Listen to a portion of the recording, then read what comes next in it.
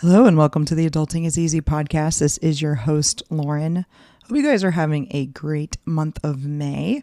Due to a vacation that I went on, I am going to go ahead and replay one of my absolute favorite episodes this week, and that is episode 61 with Kurtis, and that is all about the book Think and Grow Rich.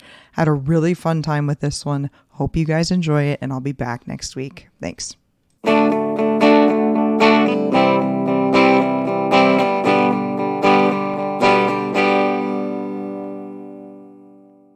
Today, I'm joined by Kurtis, an accountant who has a love of all things personal finance. After teaching Dave Ramsey classes, he thought there has to be a better way, and thus started the journey of creating his own finance content. Today, Kurtis has a podcast and shares additional insights on Twitter daily. Kurtis, thank you for joining me. Hey, glad to be here, Lauren. I'm so excited for today. So as usual, our goal is to make adulting a bit easier for our listeners by discussing a personal finance topic, since managing money is a big part of adulting. Today, we're changing it up though. Kurtis and I are going to discuss a popular personal finance book called Think and Grow Rich by Napoleon Hill. Side note, I don't really think you need to have read this book to understand and enjoy this episode, but if you would like to, go ahead, hit the pause button, hit an Amazon order button, and come back in a couple days. But again, I don't think you have to have read the book. So specifically today, Kurtis, you and I are going to talk about what we liked and what we didn't like about this famous book. This book was published, though, in 1937, everyone, so keep that in mind as we go along. There's probably some dated topics and ideas in it. My copy was published by Sound Wisdom and copyrighted in 2017. So if I mention any page numbers, that's where they're from. Overall, just kind of a general summary. The premise of this book is that Hill studied thousands of successful men, and Andrew Carnegie in particular, for 25 years. He found that they all use the same formula to generate riches, and this book is meant to provide those steps for everyone to follow. On the face of it, sounds perfectly fine. Do you have anything to add, Kurtis? No, we'll just add that he says he found these topics, but no, I'm excited for this conversation.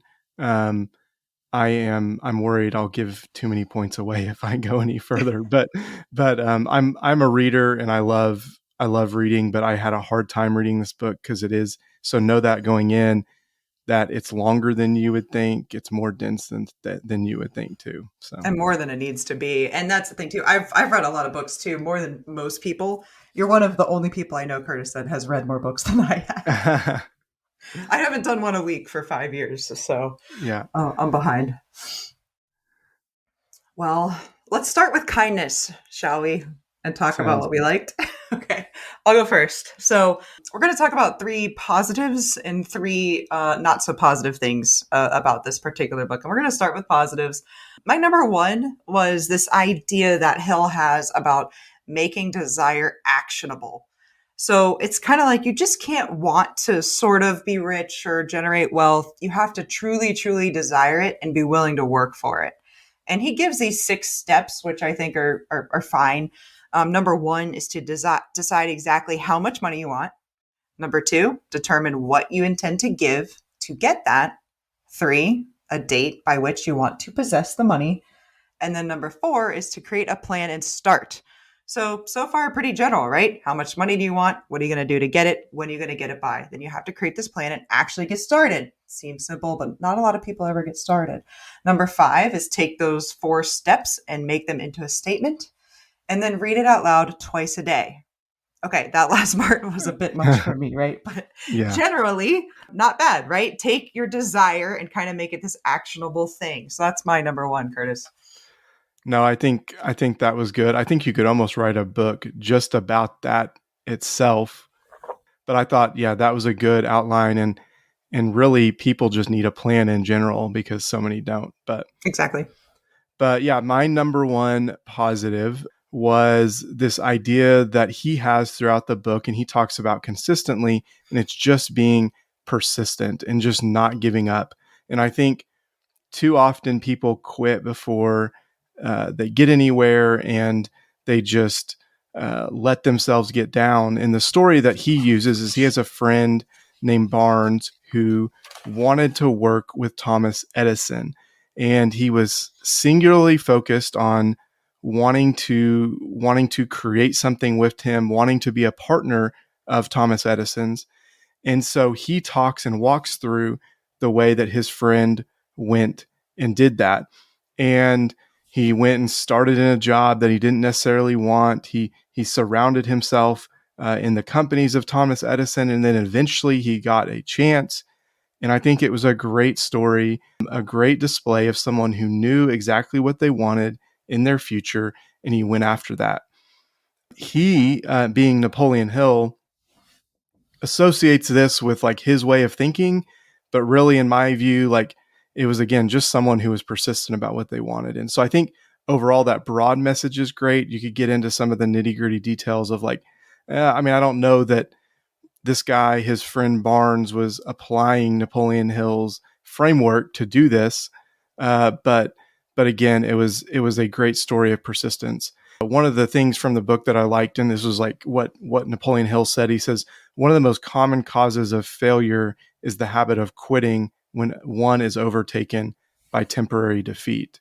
And Mm-hmm. I just love the way that was framed. And I think it leads us to the thought of like, you do need to be persistent, but I do think Napoleon Hill does go overboard sometimes in this. And so we need to know, and this is hard for everyone, when to stop and when to continue forward. Mm-hmm. And so I think it's a great message, but I think with a number of things that we see in this book, he does tend to go a little bit overboard on that. Yeah, when I was reading that story, I thought of it of a big like sports buff. I thought of it like the guys who make it to the NFL. They never Right. quit. They were super determined, right? But for every one that did that, there were some that didn't, right? And at what point Exactly. is it not a temporary thing like a torn ACL, right? This temporary failure. And at what point should you take a different stance, do a different career kind of a thing? Yep, exactly. And he doesn't address that at all. It's just Mm-mm. strictly No, the it's just opposite. strictly the exact opposite of that, and he goes way too far in it. So I Yeah, think it's a like do or die. yeah, Literally, yeah, do it or die. exactly. And so yeah, it just goes a little bit too far. But Right, right. But persistence, that's good. That's a good virtue. All right. So my second positive thing that I took from Think and Grow Rich is Hill's stance on education. He goes into some pretty good detail about how you can, it comes down to you can educate yourself without school. And I think that's really important. I think school, especially, I enjoyed school. I was very good at it, which was very lucky when you're a kid if you're good at school growing up. I learned a lot. I learned a lot in college. My degree's in finance. I got a graduate certificate in personal finance. So I think I'm still using my education. I didn't go in debt to get it, but I also do what we're doing now, right? Read books, talk about it, right? There's not only one way to get educated, which I think is really good. And he also talks about you don't have to know everything, right? Get some specialized knowledge, perhaps, but you don't need to. If you're running a business, you don't need to be the chief financial officer and the lawyer and the CEO or whatever, right? You need to have people around you who have the knowledge that you need to tap. And he tells this story, which, as I was picturing, is kind of funny. Henry Ford, apparently, I didn't fact check this, but it's in the book that Henry Ford was like up on the stand testifying about something, and this lawyer is questioning him and is trying to stump him on like historical facts, which I would be stumped immediately. yeah. Like I could maybe pick a decade that a war happened, like maybe. And there's how many people died here, how many people this, how many people that. And Henry Ford's like, I don't know, but I know someone who knows. And that's all I really need. I have buttons on my desk where I can summon any bit of knowledge that exists on this earth. So I really liked that point. Yeah, I love that too. That was actually probably my favorite story in the book because we're even at a better advantage today with the internet and all the things that we have available to us. And I'm at my job, like I'm the CFO of the company. And so it's like, I will be talking about numbers and people will kind of joke or laugh because I can't recall these things just out of the top of my mind. But I'm like, I don't need to recall them. I've got all the financial systems that I need. So I'm going to go look at that because I want to be right. Like I would prefer to do that. So I love that story. But backing up even a little bit more, I think today's world, we're a little bit too much towards college is the way to go, and you have to get this formal education. And formal education is just such a small fraction of what your knowledge base is. It's like, I don't know what you would say, but I would say it's like 10% or less, because it creates a way that we can learn, sure, but then you end your education at 22 and you've got until 80 to do the rest of your learning. So again, it's a fraction of your life. And I think we're doing children a disservice by telling them they've got to go to college, that they shouldn't go to trade schools, that they shouldn't, I think those are the right paths. And there's a lot of different paths for a lot of different people.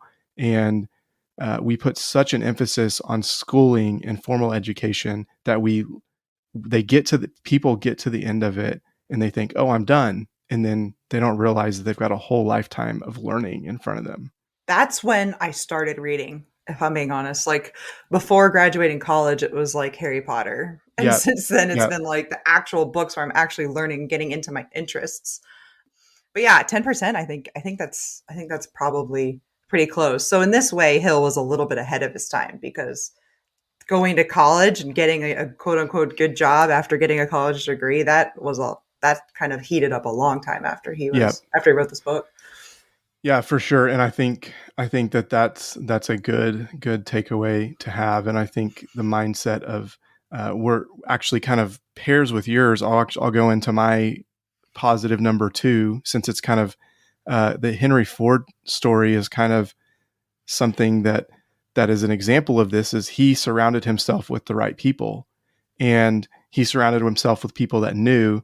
And one of the ideas in this book is he talks about mastermind groups, and he talks about surrounding yourself with people that are going to help you, that you're going to learn from. And I had no idea that this was a idea that came from him. But Right. these are huge today. Yep. And I think it's super, super important. It's amazing the amount of places you can get involved today. And even like, you can be hard on social media, but there's a ton of great social media groups even that you can go in and you can be a part of, and you can learn from people who are steps in front of you. And so I loved seeing this in here. And I think it's super important because it's like, I don't remember where it came from, but I hear it all over the place, but you're the combination, or you're the sum total of the 5 people that you're around the most. And so you want to surround yourself with people that have the same goals as you. And these mastermind groups are a great way to do that, a great way to grow, and a great way to be able to network and succeed in whatever realm you're in. And so that was one that I latched onto, and it was super interesting to see that this was originated with Napoleon Hill. Right. I didn't know that either until I read this book. And it basically takes the idea of 2 minds are better than one, but like to Yep. the extreme, like, because, it's more people than that. But yeah, great takeaway there. Let's see. My third. So Napoleon Hill loves lists, like so much. Yeah. And one of the things that he lists out very painstakingly is the 30 causes of failure. And overall, I actually kind of liked reading these. I think it's really important to understand that when you fail, whether it's temporary or permanently, and this is maybe something that comes from me being in sales, right? If I lose a deal, I want to look back and know why, and see if it's something that I can change, for the future. So I think that's what really stuck out to me about the causes of failure, like lack of purpose, lack of ambition, selecting the wrong person in marriage. That's huge. That's huge, guys. You young people, that you do not want to marry the wrong person. And then not just for financial reasons, but also for financial reasons. Insufficient education, which we just talked about. He does say that is easily overcome. A lack of self-discipline. That is huge. And that is something that I think you do learn very early on. And that's something that, formal education helps with. Procrastination. Napoleon Hill really hates procrastination. He, like, as much as he talks about persistence, he probably talks about procrastination as like the opposite of that. Lack of persistence, the desire of something for nothing, right? There is no free lunch kind of a thing. Like, don't just want something, be willing to work for it, right? Don't be, I want that big house. Okay, right? What are you going to do to better yourself, to get a better job, to afford that house or whatever? You would fail if you're too cautious, if you pick the wrong business associates.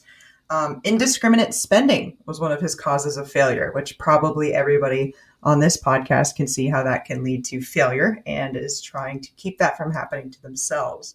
The last one that I wanted to call out, on the positive side of the 30 causes of failure, is the possession of power that was not acquired through self-effort, which I thought was interesting. And that's kind of like, I thought about, and I know you've read this book, The Millionaire Next Door, Yeah. right? It's the idea that the most millionaires in America actually were not given their money, right?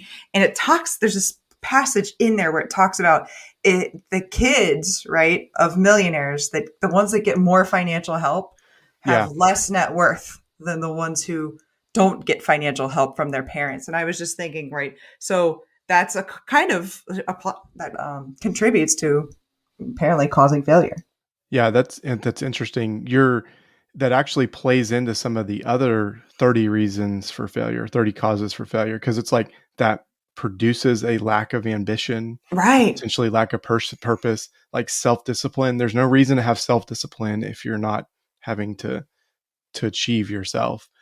I like the one of like being too cautious, because I think I probably have a little bit of a tendency there of like, you got to be willing to make decisions, and you got to be willing to get off of high center. And I think sometimes we procrastinate. That actually, going back to procrastination too, we procrastinate because we're too hesitant to make, too cautious in our decision making. So right.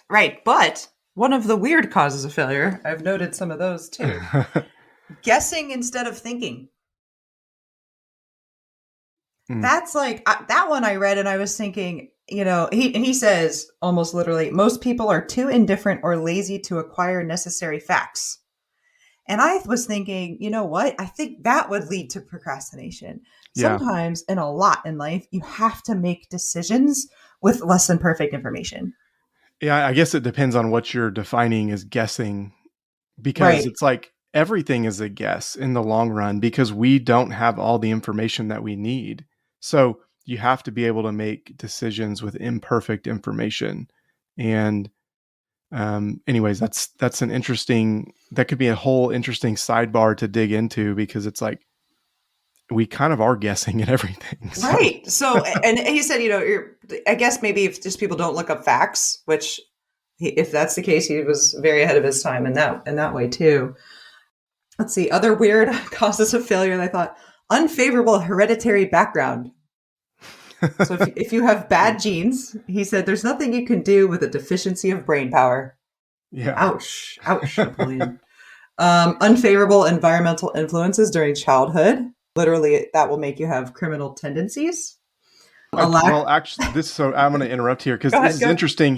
I think he's off in some of what he said here, but it's interesting because they've shown that poverty affects the way you process information. And so it's how he's probably thinking of it from a different way. Right. But it is interesting to think about that. I actually talk about it in one of mine. There's a book. It's like 7 rules about the brain, or 7, I forget what the title of the book is, but it's super interesting. But it talks about how the things that we need to do to help children overcome some of these things. So anyways, that's an interesting, he's coming at it from a 1937 perspective. Right. Yeah. But no, you're definitely right. And I wish if I could go back and read this again, which I never ever will, but I would count the number of times he said poverty, right? Yeah. People were, of course, at this time very afraid of poverty and ending up in poverty. And he's right when he talks about you can have this mindset for getting money, right? Becoming rich, becoming wealthy. And you can also have a mindset for poverty. And if that's what you know, and that's how your mind was framed, you may subconsciously be heading in that direction. And that's one of the things they actually talk about in Secrets of the Millionaire Mind. I don't know if you've read that book or not. Yeah, it's been a while. I don't remember very much of it. Yeah, that was a good one. Let's see. A lack of controlled sexual urge. More on that later. Wrong selection of vocation. No man can succeed in a line of endeavor in which he does not like. I disagree. Yeah. I think you can become successful, right? Especially like there's a lot of people in personal finance rag on 9 to 5s, but Yeah, like you for can sure. take your 9 to 5 and build quite a nice portfolio to live off of.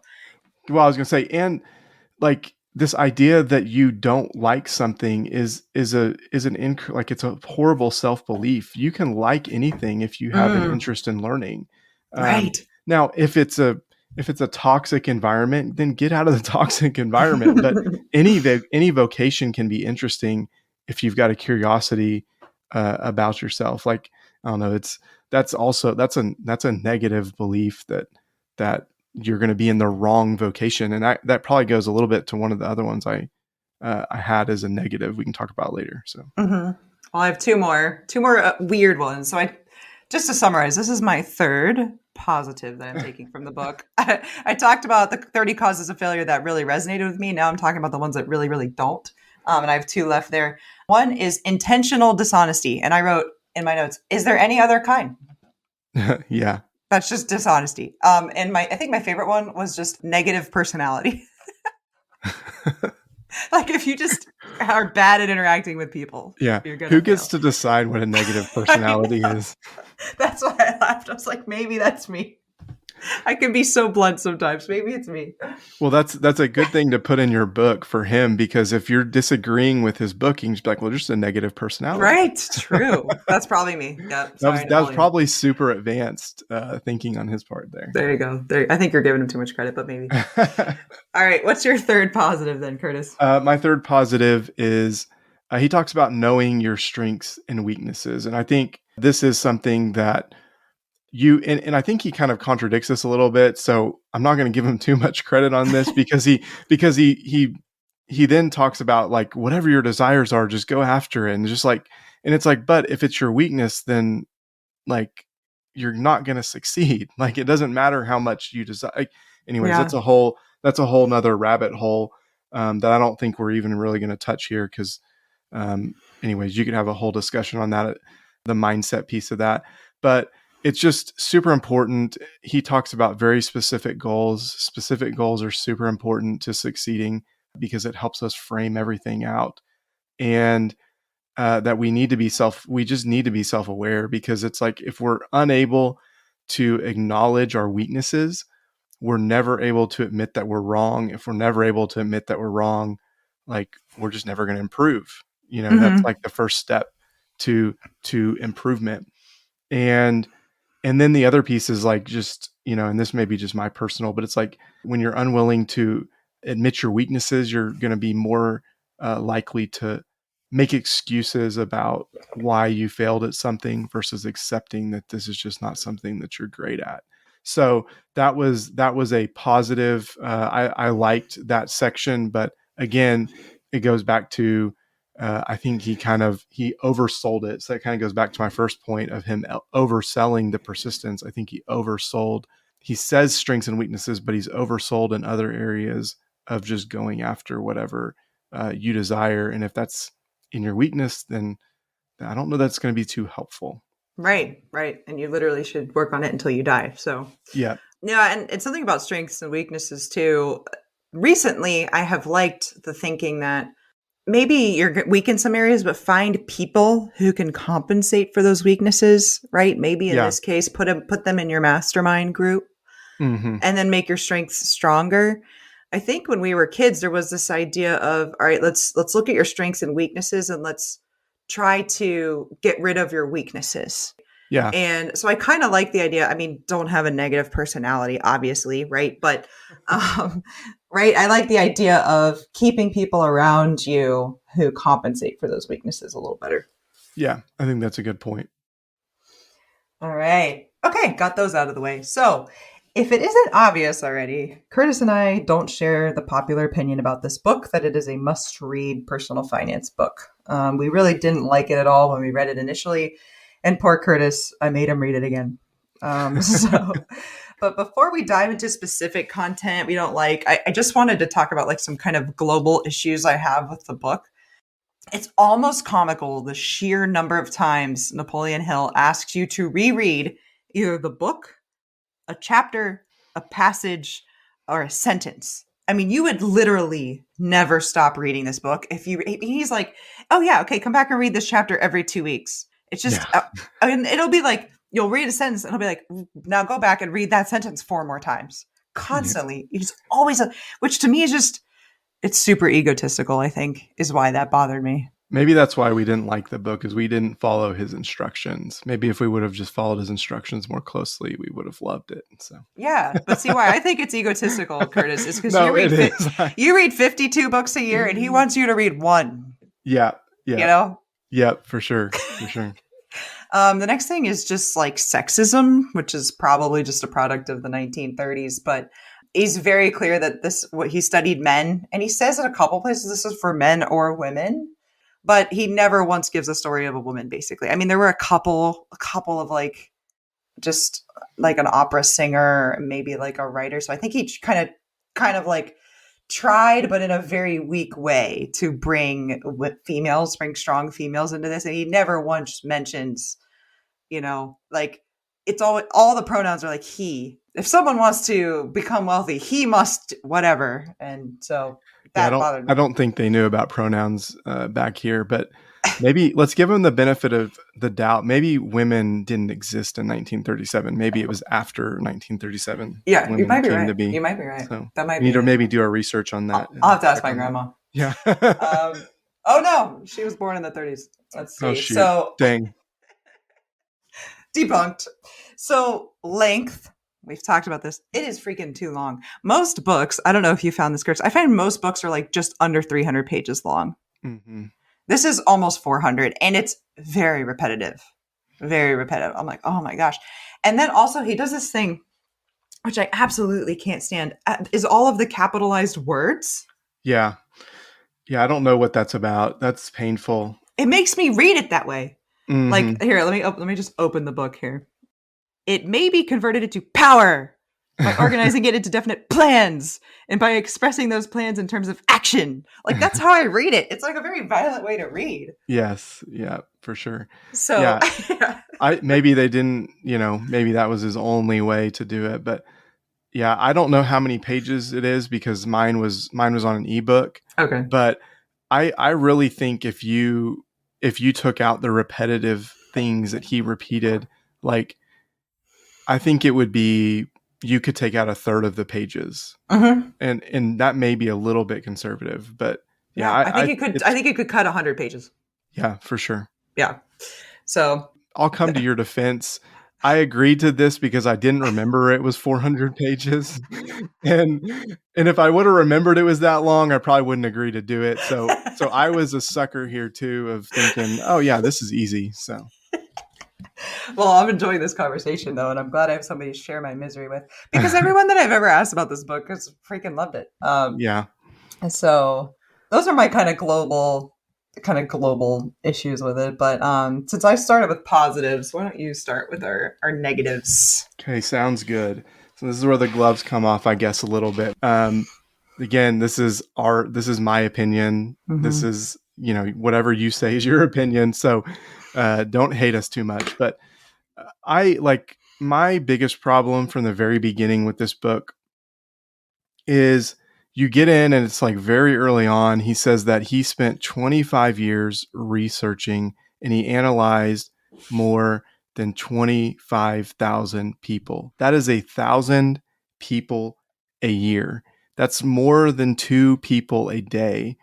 And that's in a time when you couldn't fly anywhere. That's like, that's just insane. That's not possible. So it immediately got me questioning, is this book really true? So the first time I read that and I said, that's weird. So I just started Googling Napoleon Hill and just looking up things about him and trying to learn about him.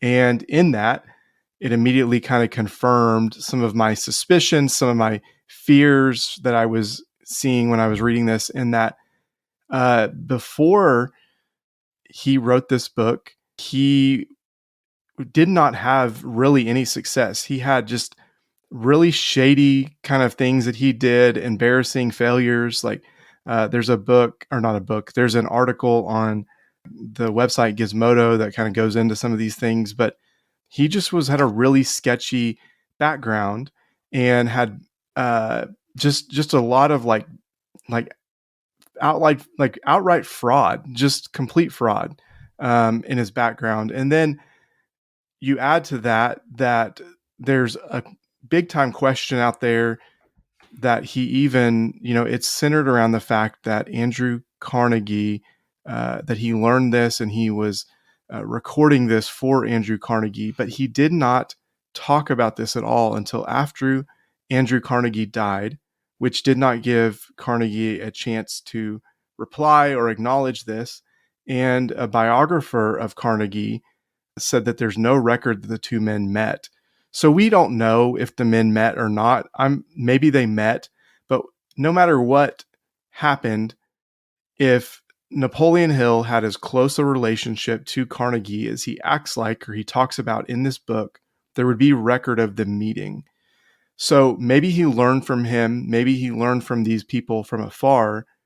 But to me, that you have to look at the source, where everything is coming from. And to me, this just put a sour taste in my mouth that while there may be some good things in this book, I just cannot get behind a book. I cannot recommend a book like this to other people just because of Napoleon Hill's reputation. So for me, that was like the biggest thing. So that was kind of my number one thing that I disliked about it. And it has to be the number one thing. Yeah. And like you just said, like, think about the time. There would be letters. Yeah. People Absolutely. kept their letters back then, big time.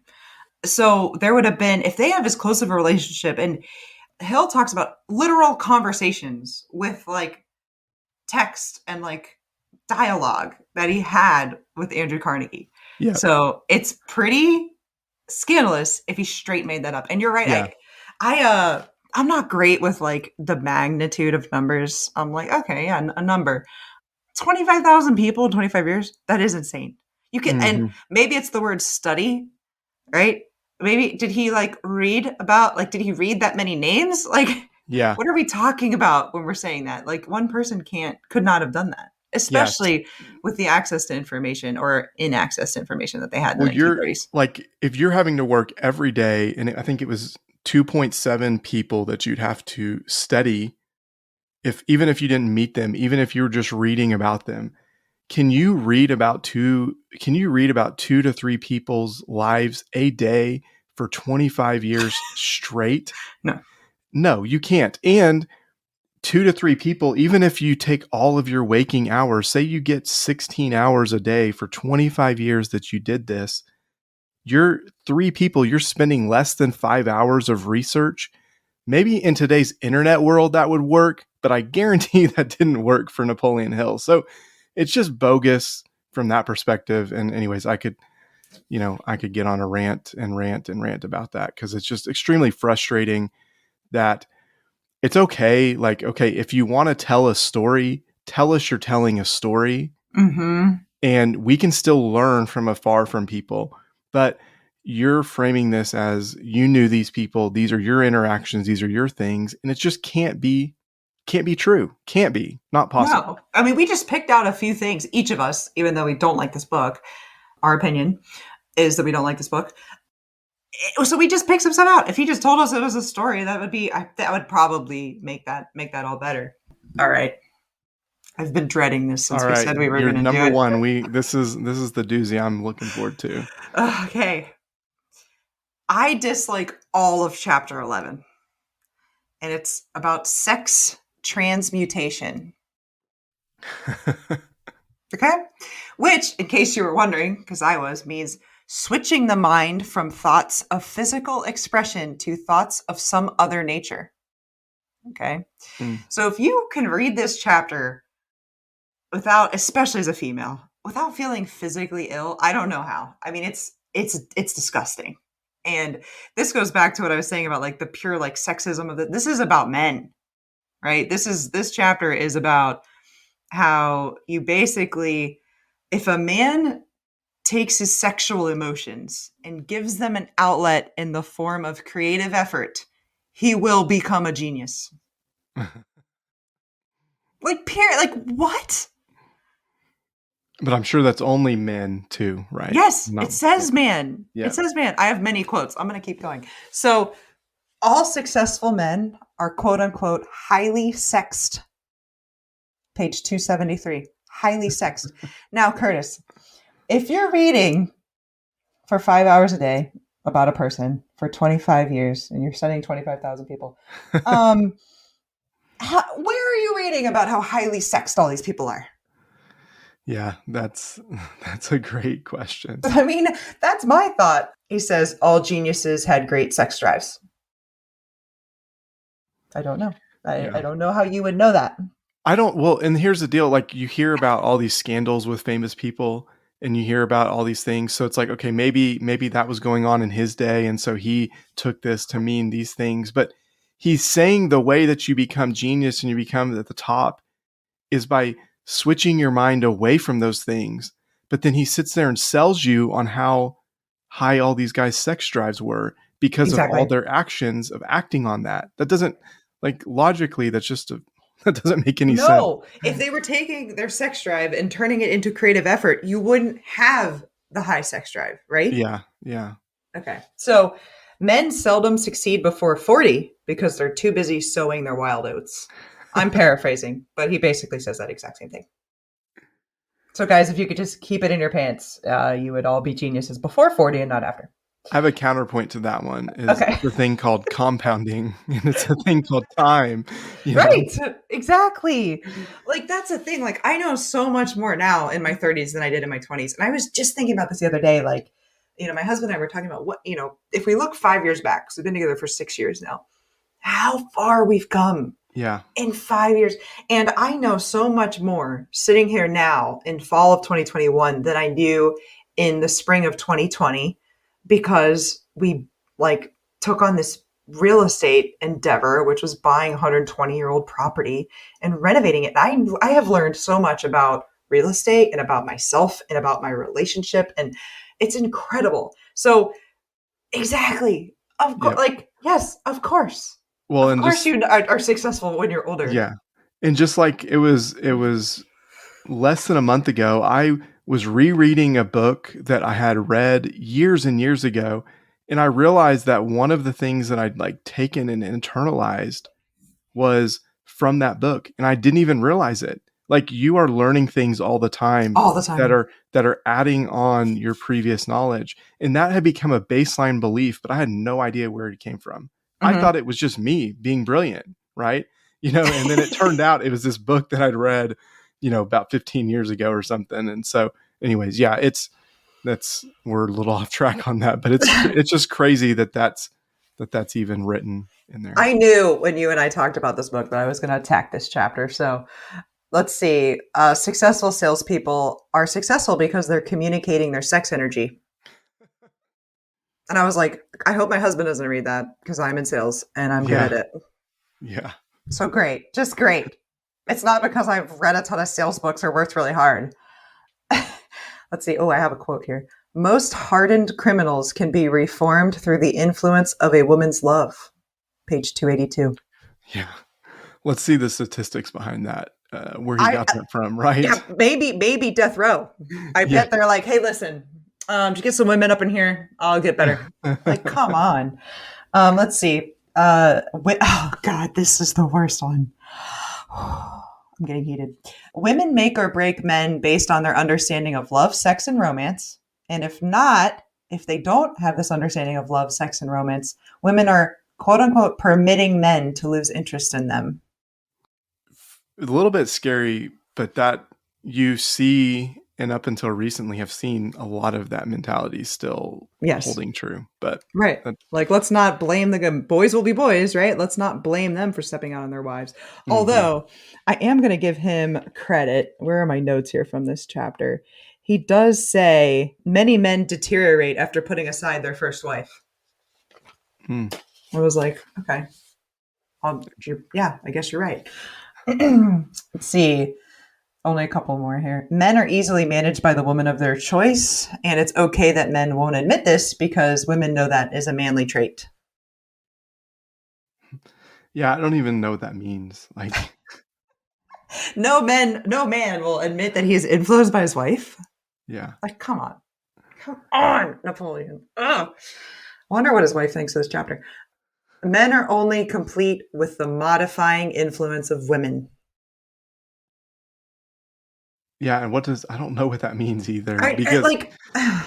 I mean, I would agree that we're better together than we are apart, but it's like, anyways, he just goes off so many rabbit holes in this deal, and I will admit I did not like.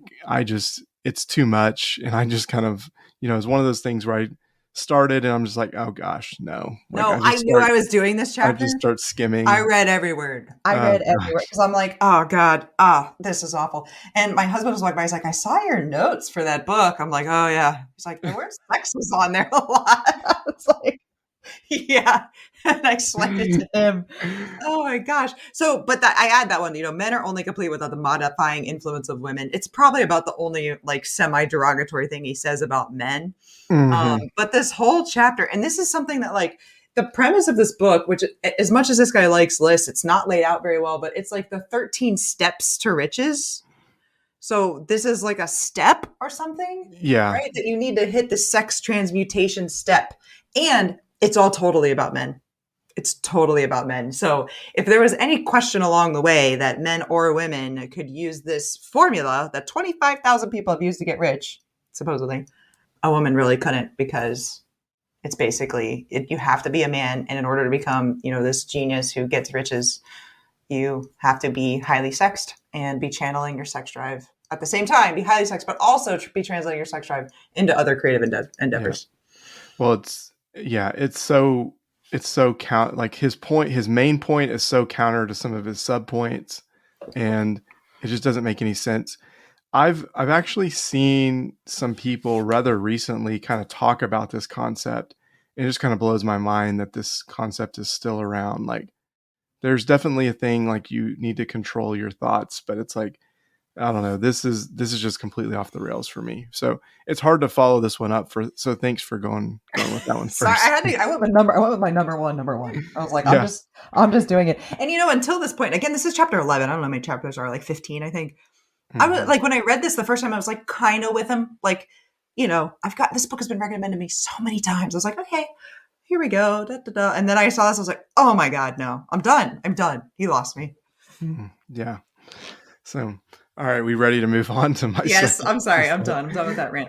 Okay, so the second dislike that I had was that he made a point kind of early in the book, and he said, and this again goes to what we've talked about in our likes, was that he will go to the extreme, and he talked about like when you get your desire for something, that you do not keep your eyes open for any other opportunity, and this is such a painful belief. This is such a painful thing to teach people because, okay, maybe they're like, most of us do not have these desires that he's talking about, like this one burning desire.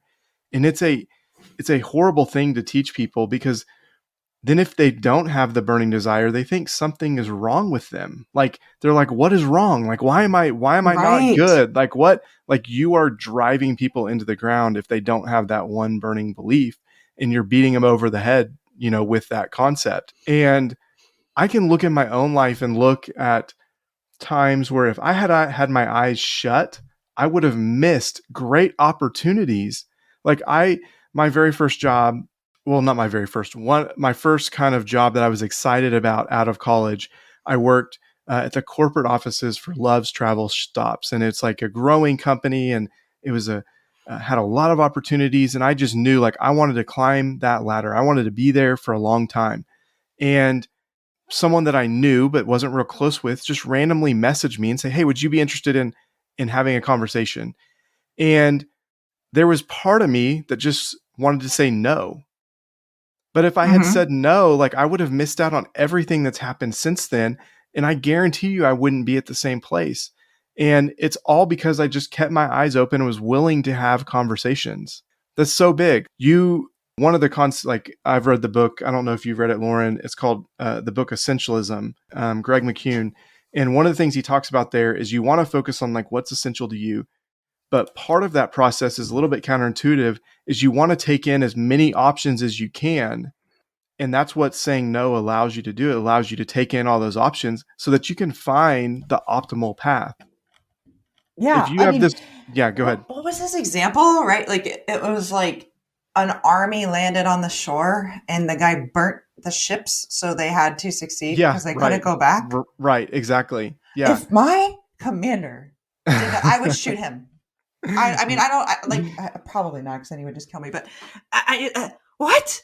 That's insane. That's such an Yeah. insane idea. And like you're talking about, in your career professionally, you should always be making connections and having conversations. Yeah. It's just the right way to do it. Well, I'm gonna jump on my third one a little bit here, but it's like Yeah. because he just completely takes these stories and he makes them for his purpose when they're very clearly not for his purpose. And so anyway, so that's one of the big things that I kind of struggled with there is like we all don't have these burning desires. You're shutting people down who don't have this. You're telling them they're wrong. And then because of that, they're going to say no to opportunities that come because they think, oh, well, that's not in my burning desire, even if they don't know what that is. Mm-hmm. And so there's nothing bad about a conversation. There's nothing bad about keeping your options open. You need to have a plan and you need to be going towards it. And so maybe that option means nothing, but entertaining or hearing out other opportunities is a great thing because it's going to allow you to further solidify the direction you're heading if it's not a detour. So. Well, absolutely. Absolutely. Great point. Let's see. My second dislike. Oh man, this one's wild too. So we talked about masterminds, and Kurtis and I are both in agreement that masterminds are a good idea and that you're the average of the 5 people you surround yourself with, and you can elevate who you are as a person by elevating who you spend your time with. So Napoleon Hill takes this to the most extreme end I have ever heard, and this is after the sex chapter. So as I'm reading, I'm already like weirded out by him. He created an imaginary council. Okay. He created his own mastermind group in his head, which I think, by the way, that's not a mastermind. That's just your mind. Yeah. That's one brain, right? So this gets nuts, guys. Just buckle, if you're driving, pull over because it's really weird. So his imaginary council, it starts as this group of 9, and it's all these names that you have heard. Emerson, Paine, Edison, Darwin, Lincoln, Burbank. I hadn't actually heard of him. He's a botanist. Napoleon, not Napoleon Hill, Napoleon Bonaparte, Ford, and Carnegie. Okay, so these are like his imaginary council. And these are, I kind of looked everybody up. Like there's some basically inventors, botanists. You've got Darwin, who's this scientist or this naturalist. Napoleon is a military leader. Ford and Carnegie are these industry guys. And then like Paine wrote a bunch of essays. So you can kind of get the idea of all these really smart white guys that were in his imaginary council. And every night he would meet with these people and they developed personalities. They certainly had opinions. And he says at some point, doesn't he, Kurtis, that he told Edison about this at some point? Yeah, I think so. Yes. And Edison didn't say that was like ape crap crazy. This is again the guy who says he did all this. So it's like, well, did he, anyways, what? Yeah, but he didn't, he like almost the way Hill says he responded was like an affirmative, so over time, as he's having his imaginary council every single evening with these guys who, I'll give Hill credit. He read a lot about these men. He had to have, right? He probably knew very well about these guys, which actually takes away from the idea that he studied 25,000 people, not just these 9, but I digress. So he is having these councils and they become so real. I can't remember who it was. Some guy was always late, right? He always stayed later than everybody else. And like one time this other guy sat in somebody else's seat and it was like a whole thing. And he finally is like scaring himself with how real it was. And he stops having his imaginary councils. And then some night he's in bed and Lincoln walks up to him and is like, hey, you really should start the imaginary councils again because you need to fulfill your purpose. And that for some reason didn't scare him more. He went back to having the imaginary councils, and now his imaginary council is like 50 people by the end of the chapter, and it includes Christ. Just all people on Napoleon Hill's level, right? That's right. What we're exactly, because he has to fulfill his, and this is his purpose. This was it. I just can't. His ppurpose was hallucinations. Just kind of. I was very like, the guy's nuts. He's just nuts. I mean, there's just, I don't want to throw that around loosely. I don't want to trivialize mental illness. Okay. I said this recently, I've been diagnosed with depression in the past and I've been to therapy, and you need to take mental illness very seriously. But he dove right in and went back to it. It's just, I'm reading this and I'm like trying to figure out, is he telling us that we should meet with like 5 real people? Yeah. Or should we create a fake group in our own head again? Also? Yeah. Well, you think about this, like he took something that was good where he's learning about these people. He's researching the past successes of people, which is great. Like that's something he should be preaching from the, highest mountain he could find, of like telling you to go seek out the previous, these people, read about them, learn about them. And then he takes it and puts this twist on it that just makes it just like unpalatable. Like just like we're now talking about hallucinations as, as reality. And he's basically telling us that we should all hallucinate on this stuff. Just wild. What's your third one? Okay. So my third one is what I kind of mentioned at the end is, and again, I went a little bit more broad in kind of some of my my takeaways. So I think it's going to be a good back and forth that because we get real specific and then a little bit more broad. And so it's like he takes all of these stories and he's manipulating them for his purpose. And I talked about how he did that on the last point. Well, going back to actually the first story where he talks about his friend Barnes and how he wanted to go work with Thomas Edison. And you saw nowhere in that story that he used Hill's framework. He just took his story and manipulated it for his purpose. The other one, and this is the one that probably gave me the most trouble, is he talks about how his son was born without ears and how he refused to believe that his son was never going to be able to hear, despite not having any of the parts that he needed to hear. And so he talked about how he didn't agree with the doctor's opinion. And so he silently disagreed with him in his own heart and then decided that his son would hear and speak, and that he could not, like nature could not overcome his desire. And then it turns into like his son can't, from what I can tell, never truly gained like full function. He definitely like did have some, but he still struggled. So he never gained full. There's admission of that in there. And then he also talks about how he denied his son learning sign language because he felt like that was counterintuitive to what he was trying to teach him. So he's removing like tools that could have helped his son because of his own purpose. And this is where his beliefs on this are super dangerous. Like we just don't like it's super dangerous to like manipulate other people because of what your belief is. And again, this is a story that he's saying he was right, even though some of the details he gives makes it clear that he was not completely right about his son. And so again, he's manipulating it and he's making up his own belief of he's changing what means to be right in this situation. And so anyways, I know that the lack of sign language thing, Lauren, we kind of briefly mentioned that, just how crazy that was.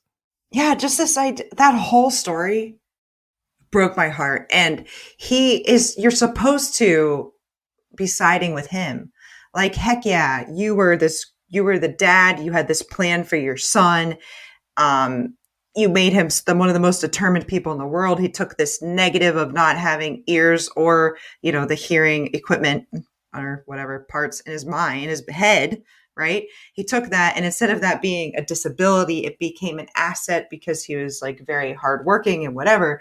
But all I'm hearing is this poor kid who wasn't allowed to learn sign language, which would have been the best way for him to communicate. Instead, he had to sit up front. The teachers had to yell at him. And I'm just thinking about, I don't know. I feel like kids today, I don't know if they're meaner or not than they were back then.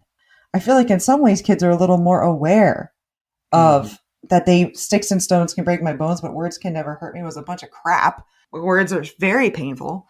So I'm just picturing this kid being bullied mercilessly. And if he somehow avoided that and did not become this damaged person from these years of ridicule, right?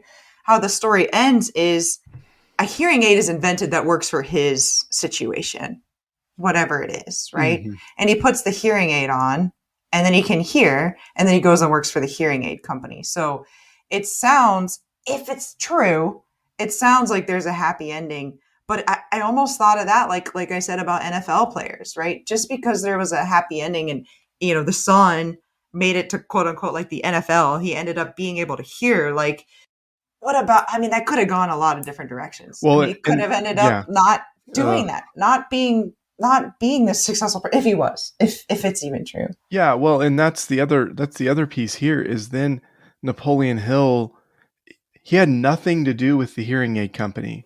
But he co-opts that as his success because he believed his son was going to hear. Great point. And it's like, that's just insane. That's again, manipulating the story, trying to manipulate. And this goes back to knowing your strengths and weaknesses. Well, if you believing something, you can then just take whatever happens in the world and say, oh yeah, like that was totally me. Like that was like, you're now taking credit. You're now taking, like, it was you. Like, what type of self-centered belief is that? And it's just crazy. And like you said, I hope his son, like, it seems like you said it was a happy ending, but you kind of have to not worry, but you kind of question, like, is it completely true? Is it 100% the way that he said it was, just when you hear everything? And we didn't talk about this here, but it's like, he also talks about how devastating all this was. Like, it's very much talking down, and it's probably just a function of it being 1937, but a child without hearing can be full without hearing. Like, exactly. And so that was just hard. That's a little bit hard to read just because, but again, it's probably, I'll give him a little bit of the credit of the doubt, like the benefit of the doubt on that, because, it was 1937, but right. But here's the thing. If it's so important for him to live a normal life and to not be different because of his hearing, how does putting him in regular school and not teaching him sign language accomplish that? Right. You're basically admitting that he needs to just be in a normal school and have hearing to be normal, right? It just, but you're right. It's some benefit of the doubt for the time. I will give you that there. All right. My last dislike here is a little bit more high level, and it's this premise, and he goes hard into it at the end. He kept a lot of the crazy stuff at the end. The premise that you can pick up other people's thoughts through vibrations of the ether. Oh, you don't do that? Are you telepathic? I wish, right? No. I don't wish that. I don't wish that. No, God, no. That movie, that Mel Gibson movie where you can hear what women think, it's like a curse. Yeah. Right? Yeah. So mental telepathy is a reality. Quote unquote, page 358. He believes that you can pick up on someone's thoughts just by being next to them, which some of the stuff that he says, he talks about hunches a lot. And I'm a pretty strong believer in hunches. And this kind of goes back to what we were saying before, where like you kind of have to sometimes make decisions based on like kind of a guess or a hunch. He talks about hunches like they're positive things, but then he says, you shouldn't really be guessing when you're making decisions, right? But I tend to believe hunches are your subconscious mind connecting a lot of dots from your Yep. experience. And you just don't know why you're feeling that way, but you're feeling that way. So if there is to any extent you are picking up on other people's thoughts, it's not from the vibration of the ether. It is from probably their body language, maybe their facial expressions, maybe just knowing them really well, right? I mean, the example that he gives, he equates it to a radio, which again, with the times, it makes sense. And it's this idea that the radio station takes sound waves from people's voices, changes those sound waves so that they can travel over distances and then be received by some other equipment that picks up those sounds and then reconverts them into sounds that we can hear. And he is saying that if you get your mind to vibrate at a high enough level, you will be able to pick up on other people's vibrations, and also you can control whether it's positive or negative ones that filter into your subconscious. So maybe we're just not vibrating at a high enough level. I know, Maybe, I'm vibrating at such a low level. yeah, we're just vibrating at the wrong level. Yeah, it's interesting. I didn't think about this till just now, but it was the book I mentioned earlier. It's and I went and looked it up just so I could actually say what it is. But it's a book called 7.5 Lessons About the Brain. It's by a woman, Lisa Feldman, and she talks about how our brain is actually processing stuff more quickly than we even realize. In that, that's exactly what you're talking about with a hunch. Like it's all of your previous experience coming to be, and you just don't realize because of how quickly it happens. And it's all your previous experience, it's all your previous knowledge, like all that stuff coming, and that develops into that initial hunch, that initial gut feeling that you've got. And that's why people say like trust your gut, because that's exactly what it is it's your brain working faster than you can even process anything, and then you just don't know where it came from. Mm-hmm. And there's a lot of brain science in this. Obviously they didn't have this back in 1937, but it doesn't change the insanity of this way of thinking. No, and since you brought that up, do you remember when he talks about the science of prayer? Yeah. He said we were going to be studying that in schools by now. The science of prayer, which he could not have been more wrong. We are moving prayer so far out of schools. But this Yeah. idea that if your prayers aren't being answered, it's because you're not vibrating your prayers in your brain at the right vibration. Yeah. Well, and that goes back to it's the other thing of like, well, if you're not doing it his way, you're failing and you're just a failure. Like that's that's such a dangerous mindset that again, we're seeing crop up again. So, Right. Good point. I didn't connect that. All right, Curtis. Well, we did it. We did our three positive we things. I made think it. we tried to give Hill some credit, and then we talked about the three biggest things that we didn't like, and really truly how we feel about the book. Is there anything else you want to add before we wrap up? Yeah, no, I would just say that, you know, we were pretty like we don't like this book. If you like it, that's great.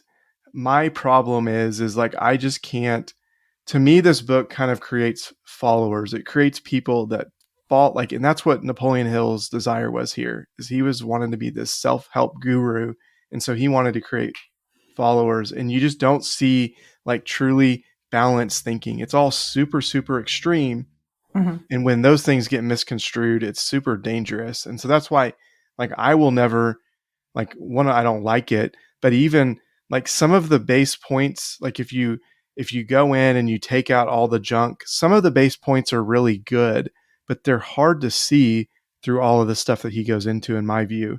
And that makes it really dangerous. And that's why even if I agreed with all the base points, I couldn't recommend this book, is because it's too easy to get off track with some of his stuff. And just to kind of, I mean, add what I said, my biggest dislike of this book was the source of the information matters. Like we don't take advice from Hitler, right? Because of all the other bad things that he did. And so Hill says and goes with these assumptions that he learned based off of all these things, from all these people in this particular way, and that's how he became rich. But when you find he became rich from actually writing this book, and you find that like he didn't have some of these relationships, he says, like it kind of just puts a damper on everything. And I think that was why it's so painful for me to read both times that I've read it now. I'm like a big proponent of quitting books. And so that was actually the thing I hate about this the most, is I couldn't quit the book and I just wanted to, but I had to power through, which I did, powered through. We made it. And I enjoyed this. It's a fun conversation to have. So thanks for I enjoyed it too. letting me do this. Misery enjoys company. So thanks for joining me. That's sure. so funny that you quit books. I almost never quit a book. I used not to. Yeah. I'm like, I'm going to finish this book. I freaking started. I'm going to freaking, I don't know what it is. It's dumb. Like my husband and I were just having this conversation this morning. Yeah, exactly. And I used to not quit, but I've changed in the last few years. And it has I've read quite a bit in the last 2 to 3 years. I've read significantly more. And that's part of the reasons is because I've just quit books. And then you get to stuff that you really enjoy. Right. And so then it makes you just want to get back to reading. So yeah, that's a good point. All right, let's wrap it up. So managing money is a huge part of adulting, and you should absolutely read books to learn more about it, but not this one, in my opinion. If you want to learn more about money, I recommend The Simple Path to Wealth, Set for Life, or Your Money or Your Life to Start. A book that I read this year that is actually about kind of successful people and how they got there is a book called Outliers. That might be something for people to read. Yeah, I would think that you've read that. What about you, Kurtis? You're like basically a walking library in your head. Tell us some books we should read. That's a little bit of an oversell maybe, but I love The Simple Path to Wealth. I'm trying to remember. I don't remember Set for Life, so I may have to actually go check that one out. That's a bigger pockets book. Okay, yeah, I should read that then. I would recommend kind of my two go-to ones, I guess at this point, The Psychology of Money, which was written last year by Morgan Housel. Like that just eclipsed everything for me. And so I would suggest people read that. Yeah. And then I really like I Will Teach You to Be Rich by Ramit Sethi. He's got a really different perspective, which is great.